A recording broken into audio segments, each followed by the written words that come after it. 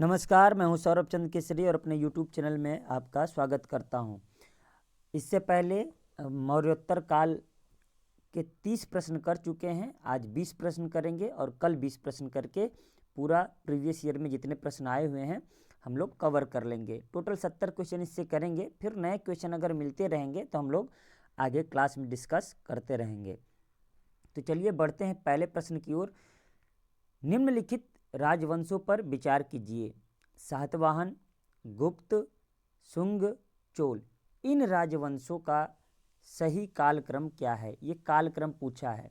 तो हमने एक ट्रिक बताया था आप लोगों को, हसीन मासुक। ह से हर्यक वंश, सी से शिशुनाग वंश, न से नंद वंश, म से मौर्य वंश, सु से शुंग वंश। तो शुंग वंश तो इसका मतलब पहले आएगा, तो नंबर 3 ठीक है। माँ सु क कड़व वंश आएगा, कड़व वंश है नहीं तो फिर सातवाहन वंश आएगा। सातवाहन वंश का मतलब 1, 3 1 कहाँ दिख रहा है? यहाँ नहीं, यहाँ नहीं, यहाँ नहीं, अर्थात 3 1 2 4। तो इसका मतलब शुंग वंश, सातवाहन वंश, गुप्त वंश, अंत में चोल वंश। तो सही ऑप्शन हो जाएगा ऑप्शन नंबर डी। नेक्स्ट प्रश्न की ओर बढ़ते हैं हम लोग। मौर्य साम्राज्य के ध्वंस के पश्चात कई आक्रमणों की श्रृंखला रही। भारत पर सबसे पहले आक्रमण निम्नलिखित में से किसने किया? देखिए, भारत पर सबसे पहले आक्रमण हम लोग पढ़ चुके हैं कि इंडो ग्रीक ने किया, मतलब बैक्ट्रियन ग्रीक कहिए या हिंद यवन ने किया, ठीक है ना। यही हिंद यवन भारत में पहली बार सोने के सिक्के चलाते हैं। परंतु शुद्ध सोने के सिक्के की बात अगर कही जाए तो कुषाण वंश के शासक विम कटफिसेस ने चलाए थे। नेक्स्ट प्रश्न की ओर बढ़ते हैं और ये प्रश्न है, देखिए पहले टिक हो गया गलती से, हम लोग पहले बढ़ते हैं। सूची 1 को सूची 2 से मिलाना है, ठीक है ना। तो कनिष्क, अशोक, कनिष्क, खारवेल, कुमारगुप्त, इनकी उपाधियां क्या क्या थी? तो अशोक को क्या बोलते हैं? देवा नाम प्रियदर्शी। तो यहाँ पर क्या हो जाएगा? प्रियदर्शी, ठीक है ना। तो ये एक तो हमें पता हो गया। कनिष्क का नाम, इसको उपाधि क्या दिया गया है? हम लोग क्लास में डिस्कस कर चुके हैं, देवपुत्र, ठीक है ना। देखिए, खारवेल कहाँ का शासक था? हम लोग हाथी गुम्फा अभिलेख से पढ़ चुके हैं कि यह कलिंग का राजा था, तो कलिंग चक्रवर्ती इसको कहा जाता था, जो कि यहाँ पर दिख रहा है। और कुमार गुप्त जो है ये महेंद्रादित्य का उपाधि धारण किया था। इसका मतलब सही आंसर क्या है? ए का 5, ये हम कह सकते हैं कि 5, ठीक है ना। और बी का क्या था? कनिष्क को देवपुत्र कहा जाता था, 4 हो गया बी का। खारवेल को 2 लिखेंगे, कलिंग चक्रवर्ती इसको कहा जाता है, और कुमार गुप्त को महेंद्रादित्य 3। तो 5 4 3 2 3, ठीक है ना, याद रहेगा। तो नेक्स्ट प्रश्न की ओर बढ़ते हैं। देखिए सही आंसर यहाँ पर दिया हुआ है, ठीक है। नेक्स्ट प्रश्न की ओर बढ़ते हैं। विक्रम संवत कब से प्रारंभ हुआ? विक्रम संवत पढ़ चुके हैं हम लोग, 58 ईसा पूर्व से शुरुआत हुआ। लेकिन देखिए क्लास में हम लोग जब डिस्कस कर रहे थे तो मैं बता रहा था कि थोड़ा कन्फ्यूजन है। ये सही है, ठीक है ना, लेकिन जब हम सन जोड़ते हैं, जैसे कि आज 2022 है, तो विक्रमी संवत कितना है? तो आप इसमें 57 जोड़ेंगे, ना कि 58, ठीक है ना। मुझे थोड़ा सा कन्फ्यूजन था, मैं 58 जोड़कर बताया था, लेकिन मैंने कहा कि चलो इसको देख लिया जाएगा। तो यहाँ पर आज जो डेट है 9/5/7 2079 विक्रमी संवत चल रहा है, ठीक है।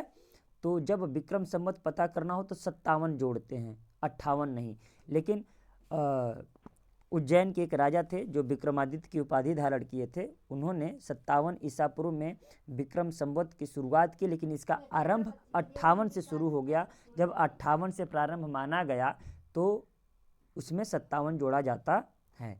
नेक्स्ट प्रश्न की ओर बढ़ते हैं। यहाँ पर सही आंसर क्या होगा? 58। नेक्स्ट प्रश्न की ओर बढ़ते हैं।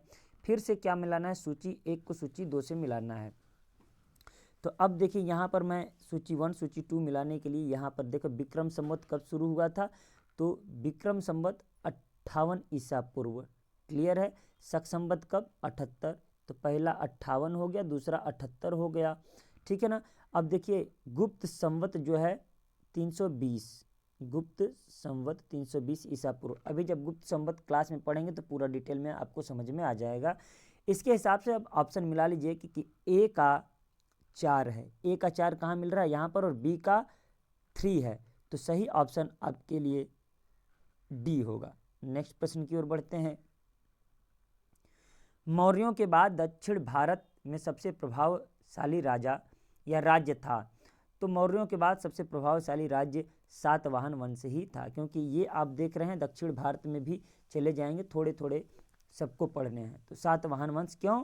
क्योंकि सातवाहन वंश लगभग 200 से अधिक सालों तक शासन किया। नेक्स्ट प्रश्न है, बुद्ध की खड़ी प्रतिमा किस काल में बनाई गई? तो देखिए, बुद्ध की प्रतिमा का पूजन कब हुआ? मूर्ति पूजन कुषाण काल में, मतलब कनिष्क के कार्यकाल में ही दो भागों में ये बट जाते हैं। एक तो हो जाते हैं हीनयान और दूसरा हो जाते हैं महायान। यही महायान वाले जो अनुयायी होते हैं वही मूर्ति पूजा करते हैं, जबकि हीनयान वाले जो अनुयायी होते हैं वो बौद्ध के मार्ग पर चलते हैं। मार्ग पर चलने का तात्पर्य है कि ये मूर्ति पूजा नहीं करते हैं। ठीक है, तो यहाँ पर सही ऑप्शन होगा कुषाण काल। अगर शासक पूछता तो आप कनिष्क जवाब देते। नेक्स्ट प्रश्न है, शुंग वंश के बाद किस वंश ने भारत पर राज किया? तो फिर से वही ट्रिक लगाइए, हसीन मा सु क, सु से शुंग वंश, क से कण्व वंश। ठीक है, फिर कण्व वंश के बाद सातवाहन वंश। ठीक है, नेक्स्ट प्रश्न के पर आते हैं, किस चीनी जनरल ने कनिष्क को हराया? देखिए, मैंने जो है चीनी जनरल ने कनिष्क को हराया, ये मैंने क्लास में नहीं बताया है, कहें कि ज़्यादा डीप में जाएंगे नहीं, हम लोग वनडे एग्जाम की तैयारी कर रहे हैं। तो यहाँ पर देखिए झारखंड पीसीएस का ये प्रश्न है, तो मैं बता देना चाहूँगा कि पेन चाओ चीनी जनरल थे, वही गवर्नर थे और इन्होंने कनिष्क को हराया था। तो सही ऑप्शन पेन चाओ हो जाएगा। याद रखिएगा, ये पीसीएस का प्रश्न है, वनडे एग्जाम में अभी तक ऐसा प्रश्न पूछा नहीं गया है, लेकिन अब राइट डाउन कर लीजिएगा नोट में कि चीनी जनरल पेन चाओ ने कनिष्क को हराया था। ठीक है, नेक्स्ट प्रश्न की ओर बढ़ते हैं। उत्तरी तथा उत्तरी पश्चिमी भारत में सर्वाधिक संख्या में तांबे के सिक्कों को जारी किया था। तो देखिए क्या है, तांबे के सिक्के को जारी किया था। तो यहाँ पर तांबे के सिक्कों को जारी किसने किया था? कुषाणों ने। याद रहिए, ये 4 प्रकार के सिक्के जारी किए थे। इसमें स्वर्ण भी था, सोने का भी सिक्का था जो कि शुद्ध सिक्का था, लेकिन जो व्यापारिक काम होता था सर्वाधिक तांबे के सिक्के का होता था। इसके साथ साथ इन्होंने शीशे के सिक्के का भी प्रयोग इन्होंने किया था। ठीक ना, तो सोना हुआ, चांदी हुआ, तांबा हुआ और शीशा हुआ, ये 4 प्रकार के हो गए। नेक्स्ट प्रश्न की ओर बढ़ते हैं हम लोगों को करना कितना है? 41 से 50 और। कुषाण फारस की खाड़ी और लाल सागर से होकर व्यापार करते थे। कारण क्या है? उनकी सुसंगठित नौसेना उच्च कोटि की थी। यहाँ पर देखिए पीसीएस का सवाल है, यूपी पीसीएस 1998 में प्रश्न पूछा है। ये कथन और कारण वाला हमेशा पीसीएस या यूपीएससी में ही पूछता है।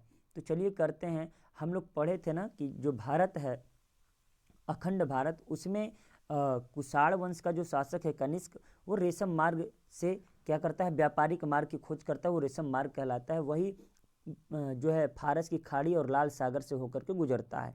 तो ये तो सही है बिल्कुल, लेकिन इसके पास अभी तक जब हम लोग पढ़े तो कोई सुसंगठित नौसेना की बात नहीं करते हैं, तो इसके पास कोई नौसेना था ही नहीं। मतलब ऑप्शन ए तो सही है, लेकिन आर तो सही भी नहीं, तो व्याख्या कहाँ से करेगा? तो अगर ये दोनों सही है तो ये तो गलत है, ये भी गलत है, ए सही है किंतु आर गलत है, ये बिल्कुल सही जवाब है। तो आपके पास ऑप्शन सी होगा बिल्कुल सही जवाब। जो कला शैली भारतीय और ग्रीक यूनानी शैली का सम्मिश्रण है उसे क्या कहते हैं? मथुरा कला, गांधार कला। तो इसमें गांधार दिया है, गांधार सही जवाब होगा। नेक्स्ट प्रश्न है, कनिष्क बौद्ध धर्म की किस शाखा का अनुयायी था? हमने अभी बताया कि महायान का था, मूर्ति पूजा। ठीक है ना। नेक्स्ट प्रश्न है, कनिष्क के शासनकाल की सर्वाधिक महत्वपूर्ण घटना कौन सी थी? देखिए, कनिष्क बौद्ध धर्म का भारत के बाहर प्रसार किया, ये तो गलत बात है। जैन धर्म का पुनः उदय हुआ, ये भी गलत है। चतुर्थ बौद्ध संगीत की, ये बिल्कुल सही है। गांधार शैली का विकास, ये भी सही है। लेकिन ये पूछा क्या? सर्वाधिक महत्वपूर्ण। देखिए दोनों ऑप्शन सही है, लेकिन कह रहा है सर्वाधिक महत्वपूर्ण घटना कौन थी, तो आप कहेंगे चतुर्थ बौद्ध संगीत की, याद रखिएगा। और इसके जो अध्यक्ष थे वसुमित्र थे। और हमने एक ट्रिक भी बताई थी आपको, क्या याद रखना है, अका अक, क्या याद रखना है, अका अक।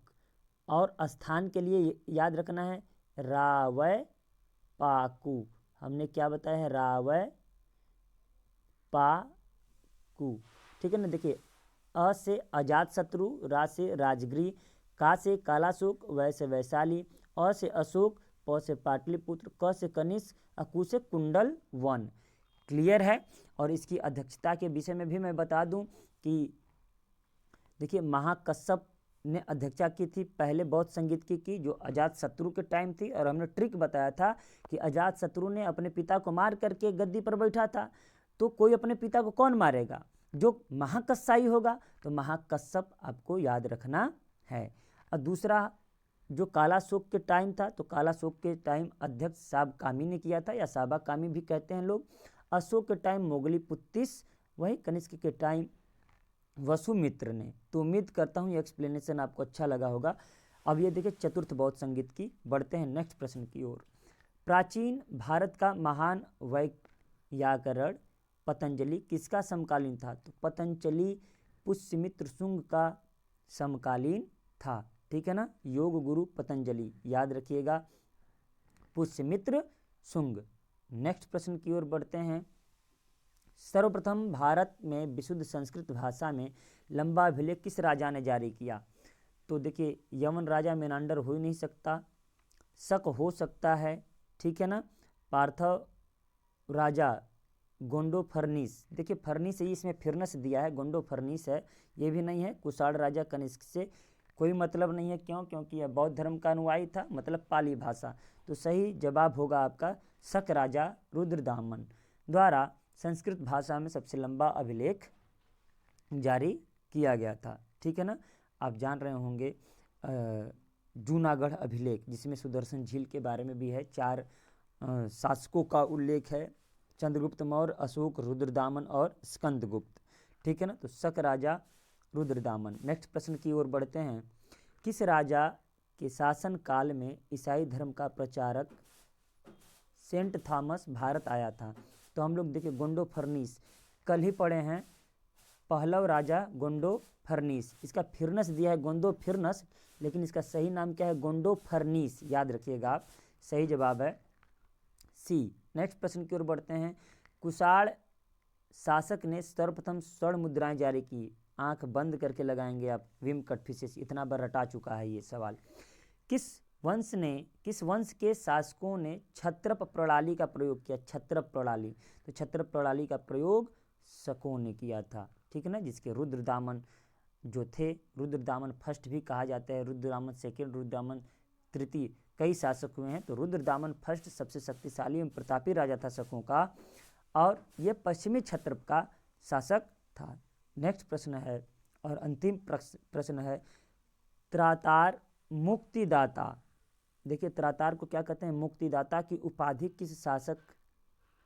किस वंश के शासकों ने धारण किया। देखिए पहली बात, जब मुक्तिदाता किस शासक को कहा जाता है, तो आपको चंद्रगुप्त मौर्य बताना है, क्या बताना है, मुक्तिदाता किस शासक को कहते हैं, चंद्रगुप्त मौर्य बताना है। परंतु किस वंश को कहा जाता है, किस वंश ने उपाधि धारण की थी, तो आपको शक बताना है, क्या बताना है, शक। देखिए इस तरीके से आज 20 क्वेश्चन हम लोग कर चुके हैं, और 20 क्वेश्चन कल कर लेंगे। आप इसमें देखिए कितने प्रश्न फंसे हैं, अगर नहीं थियरी के क्लास से फंसा है प्रश्न, तो हमें लगता है 1-2 ही प्रश्न ऐसे होंगे, और उसको आप राइट डाउन कर लीजिए। मिलते हैं नेक्स्ट वीडियो में, तब तक के लिए नमस्कार।